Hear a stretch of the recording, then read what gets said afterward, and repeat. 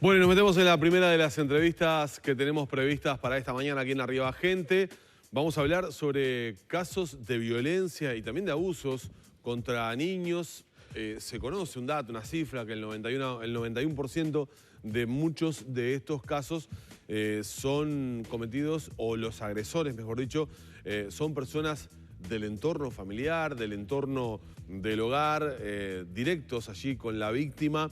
El retorno a las aulas de alguna forma permite a los maestros detectar si situaciones de esta índole han aumentado en los hogares durante el confinamiento, durante la emergencia sanitaria. ¿Cómo fue el seguimiento de los niños una vez que han regresado a las aulas, de aquellos niños más vulnerables además durante la pandemia?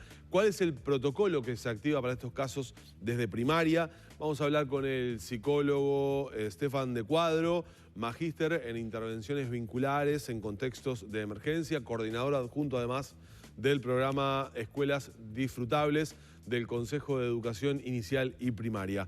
Un gusto recibirlo. Buenos días. Muchas gracias, Arriba Gente, por la invitación. Muy bien. Bueno, obviamente con una configuración distinta a la que teníamos anteriormente al 13 de marzo, pero los chicos ya han retornado a las aulas y allí comienza el trabajo de los maestros también, ¿no? Es decir, tratando de comenzar a retomar la normalidad o la nueva normalidad como se puede, con los tiempos que se pueden, pero a la vez también un poco con ese ojo mirando cómo vuelven esos chicos luego de una ausencia tan prolongada.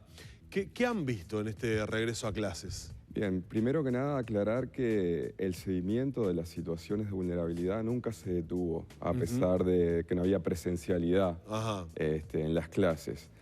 Nosotros determinamos una estrategia de seguimiento a las familias más vulnerables, y los equipos técnicos de primaria del programa Escuelas Disfrutables, conformado por psicólogos y trabajadores sociales, siempre se mantuvieron a la orden con ante situaciones que surgieron. Sí, con el objetivo de levantar el teletrabajo en el primer momento que estuvieron con teletrabajo, sí, ante situaciones de violencia. Además, con una estrategia activa para monitorear las situaciones que se conocían de antes de vulnerabilidad, donde se realizaban coordinaciones con las otras instituciones del territorio para saber de las determinadas familias, y además se hacían visitas a las familias y se establecía una comunicación telefónica o virtual con ellas para mantener un seguimiento.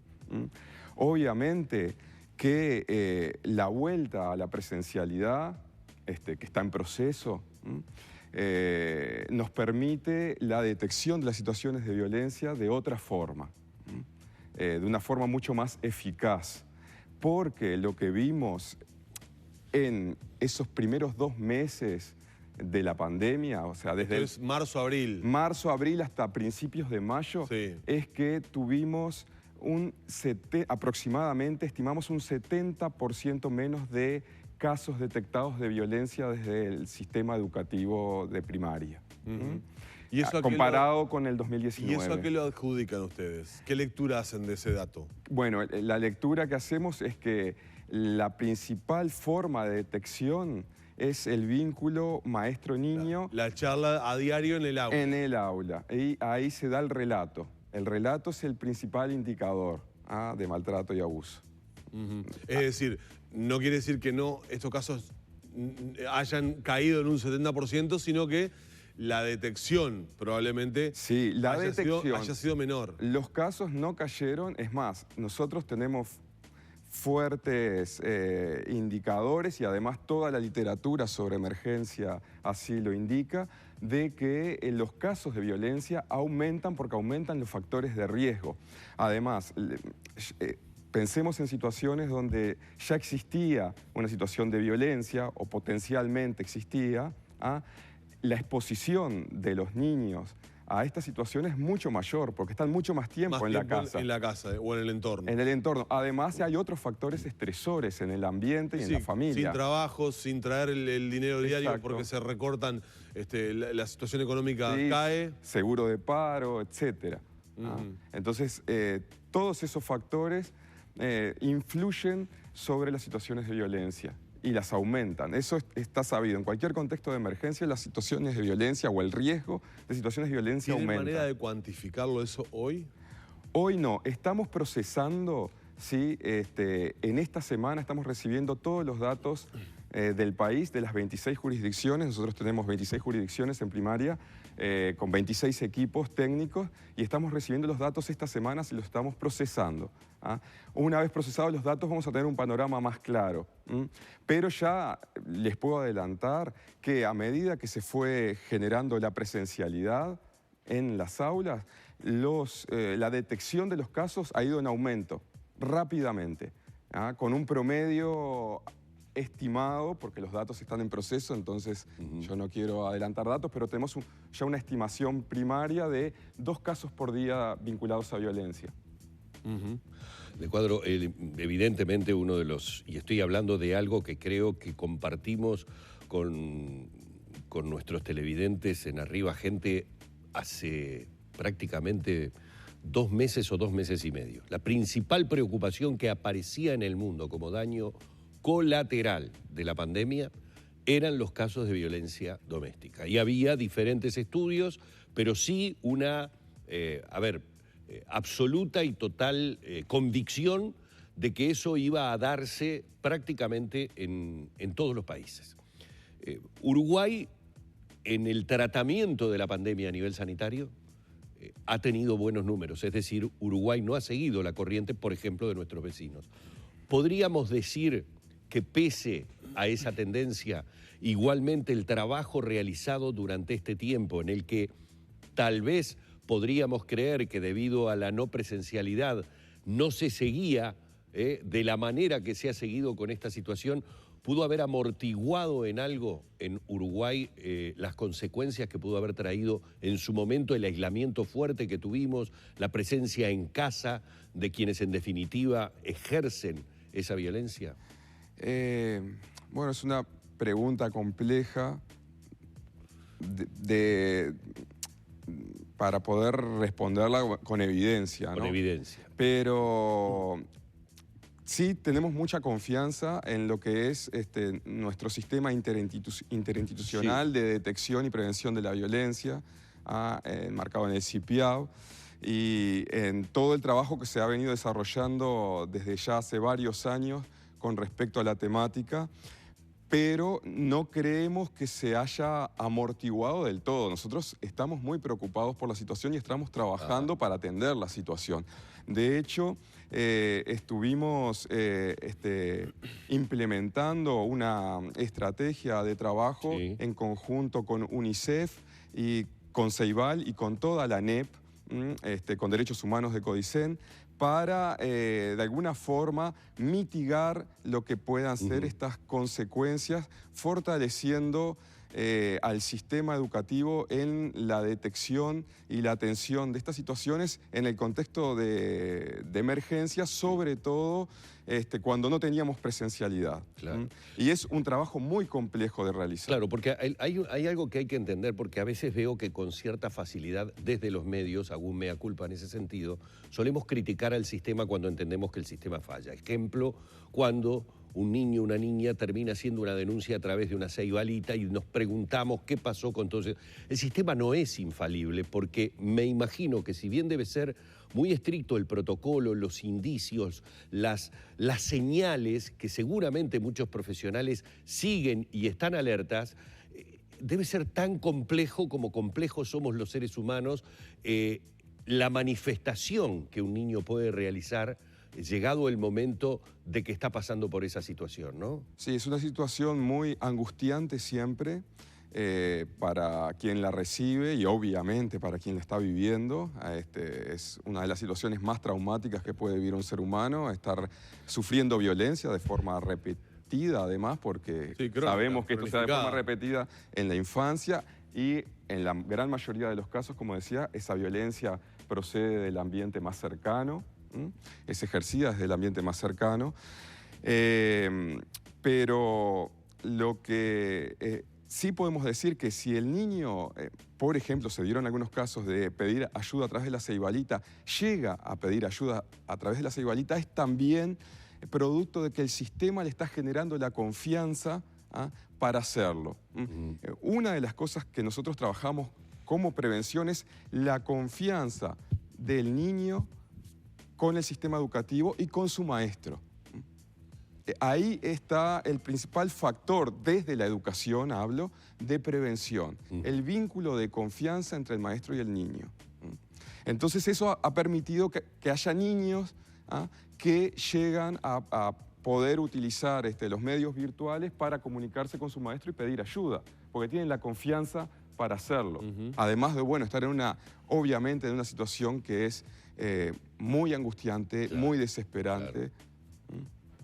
Y bien, Uno a veces tiene la sensación cuando, lamentablemente, en un programa que se dedica a las noticias, damos cuenta de situaciones, una vez que las situaciones se conocen, muchas veces con la molestia o el enojo razonable de los televidentes, porque hablamos, por ejemplo, de los juicios abreviados y cuál es en definitiva la condena que termina teniendo un abusador en situaciones que nos parecen absolutamente aberrantes.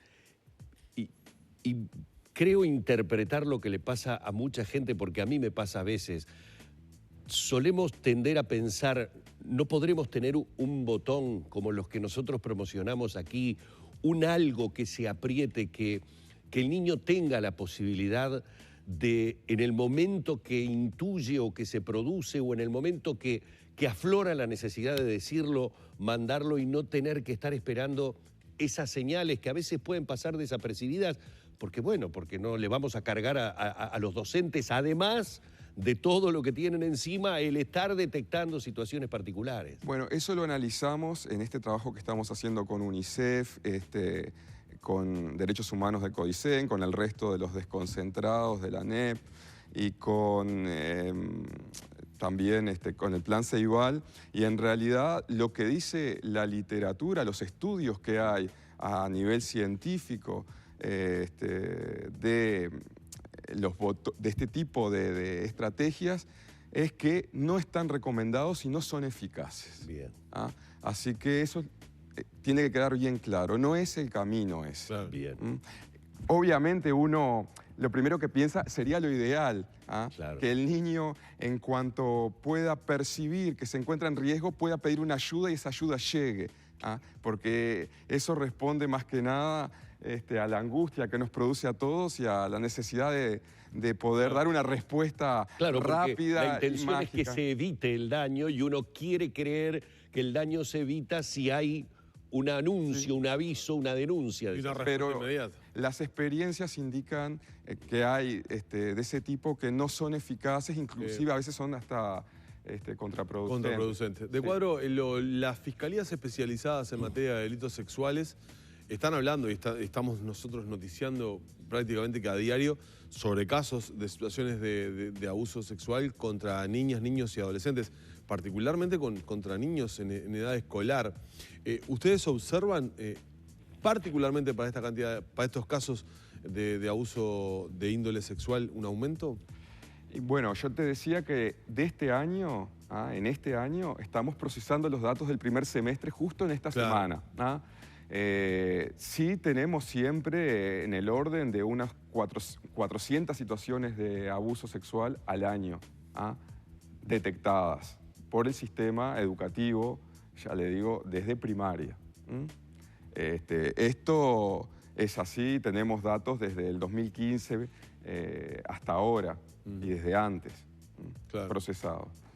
Tenemos una cantidad de casos importantes. Claro. Sí. Lo que pasa es que ahí también hay un problema, ¿no? Y es, creo, un área que seguramente debe dominar mucho, que es la naturalización. A ver, es la no conciencia muchas veces del niño o niña de que determinado acto cometido por ese adulto referente, generalmente con una relación de afecto, ejemplo de muchas cosas, no es un acto correcto. Es como si faltaran las herramientas para tener muchas veces la conciencia de que eso no está bien. ¿Se entiende lo que digo? Sí, el niño muchas veces no es consciente del todo.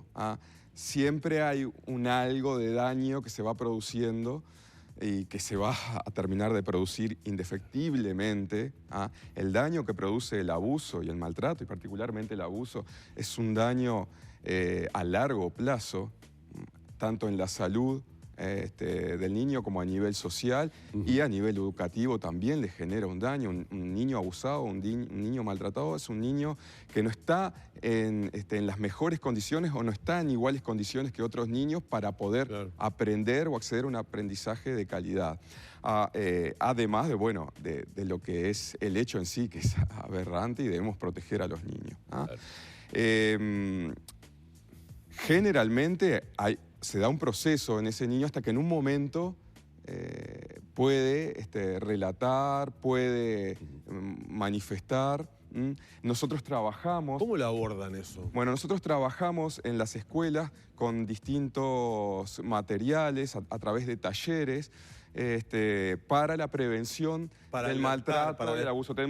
Para alertarlo, digamos, para prevenirlo. Exacto. Tenemos un material, tenemos muchos materiales, pero tenemos un material realizado con UNICEF ya de hace varios años, que son los videos Nos Cuidamos, que abordan el tema del maltrato, abordan el tema del bullying, abordan el tema del abuso, y esos videos se trabajan con la clase, con el maestro, con la clase, con los técnicos nuestros, y da la posibilidad de que aquel niño que no tenía del todo conciencia pueda de alguna manera empezar a tomar conciencia y relatar. O aquel otro niño que de pronto sabía, dice, bueno, acá tengo una posibilidad de relatar. Vamos a agradecerle. Hay otros indicadores que no son el relato. Obviamente, además de que el niño pueda expresar, verbalizar, también el ojo agudo del docente también podrá interpretar esas otras señales como para detectarlo, pero realmente es un daño muy grande y el trabajo que tienen es muy grande, además por delante, ¿no? 400 casos, particularmente de estos, al año. La verdad que sí. Bueno, vamos a agradecerle una vez más al psicólogo y magíster en intervenciones vinculares, en contextos de emergencia, coordinador adjunto del programa de Escuelas Disfrutables, el psicólogo Estefan de Cuadro. Estos minutos en la mañana de Arriba Gente los ahí hemos están, tratado. Mirá, importante las líneas telefónicas, exacto, ¿no? Para hacer, en este caso, denuncias también. Para hacer las denuncias correspondientes es bueno eso, tenerlo en cuenta, y hemos tratado con Danilo, bueno, de trasladar una gran cantidad de preguntas que a lo largo de la entrevista han llegado de parte de toda nuestra audiencia. Muy amable, ¿eh? No, muchas gracias. Arriba Gente.